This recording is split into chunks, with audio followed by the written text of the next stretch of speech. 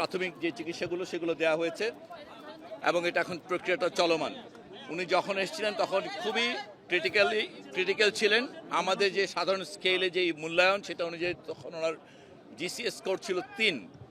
এরপর ওনাকে আমাদের একবার 5টার দিকে কার্ডিয়াক অ্যারেস্ট হয় এবং তারপর আমাদের যেটাকে ওনারা বলেন, এখানে আমাদের নিউরোসার্জন যিনি টিম লিড করেছেন উনি আছেন, উনি আর টেকনিক্যালিটি বলবেন, বাট মূল স্পিরিট এটা হচ্ছে যে একটা ডিকম্প্রেশনের জন্য এখানে ইন্ট্রাক্রিনিয়াল প্রেশার অনেক বেড়ে গিয়েছিল, সেটা কমিয়ে রাখার জন্য ওনারা এক অংশে ক্রিনিওটমি করেছেন।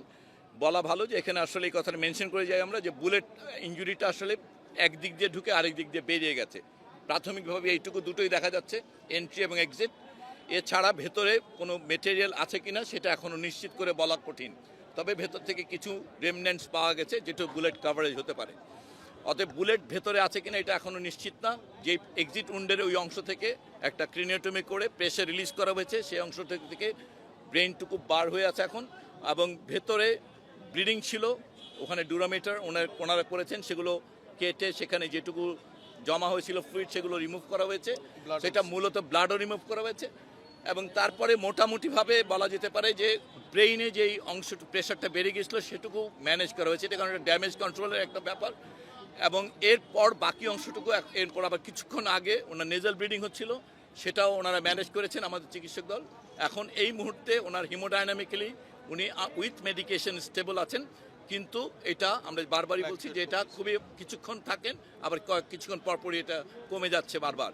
সো এটা একটা অনিশ্চিত অবস্থা। ওনার পরিবারের ইচ্ছা অনুযায়ী আমাদের দিক থেকে প্রথমে কম্বাইন্ড মিলিটারি হসপিটালের ব্যবস্থা করা হয়েছিল যে যদি দরকার হয় শিফট করার, পরিবারের ইচ্ছা অনুযায়ী এটা এখন এভার কেয়ারে ওনার ইচ্ছা প্রকাশ করেছেন। সরকারের পক্ষ থেকে ইতিমধ্যে এভার কেয়ার এবং শিফটিংয়ের জন্য আমাদের যে আইসিইউ সাপোর্টেড অ্যাম্বুলেন্স সেগুলো জোগাড় করা হয়েছে, সেগুলো এখন ব্যবস্থা দিয়ে ওনার অপারেশন প্রক্রিয়া চূড়ান্ত করেছে, নোটগুলো লেখা হয়ে গেছে। আর অল্প কিছুক্ষণের মধ্যেই আমাদের ওসমান হাদিকে নিয়ে অ্যাম্বুলেন্স এভার কেয়ারের উদ্দেশ্যে রওনা হবে।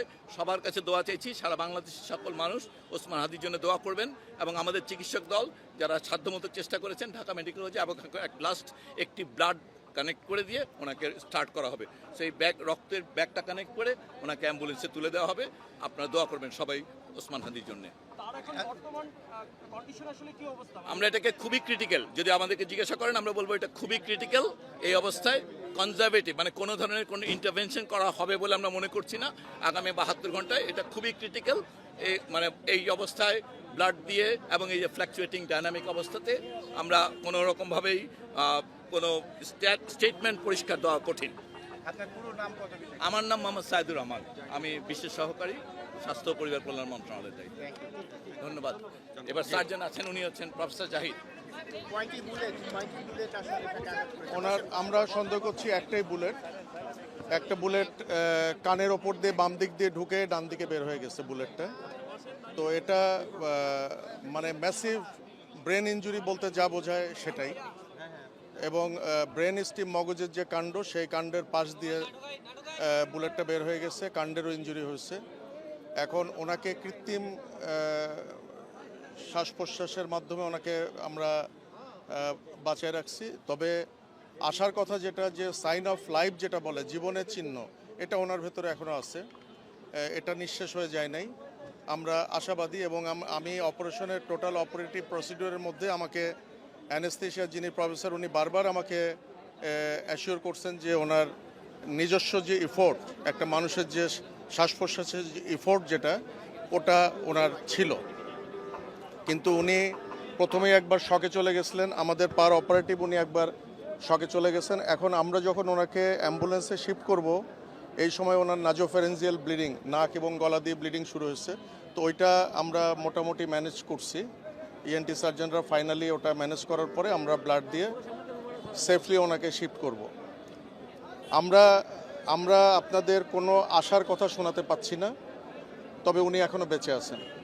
গুলিটা আসলে কোন দিক দিয়ে লেগে কোন দিক দিয়ে ঢুকে গেছে? এবং বাম দিকে কানের ওপর দিয়ে ঠিক গুলিটা ঢুকছে এবং ডান দিক দিয়ে বের হয়ে গেছে। আর আমরা খুলিটা খুলে রেখে দিচ্ছি বাম দিকে, কারণ বাম দিকে হলো এক্সিট উন্ড, ওখানে মগজ বেশি ক্ষতিগ্রস্ত হয়েছে।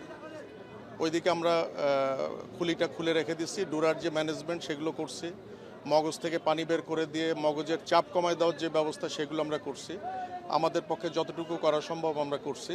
কিন্তু বেসিকলি ওনার অবস্থা খুবই ক্রিটিক্যাল। আপনার পুরো নাম পরিচয়টা একটু। আমি ডাক্তার জাহিদ রায়হান, আমি এখানে নিউরোসার্জি ডিপার্টমেন্টের হেড।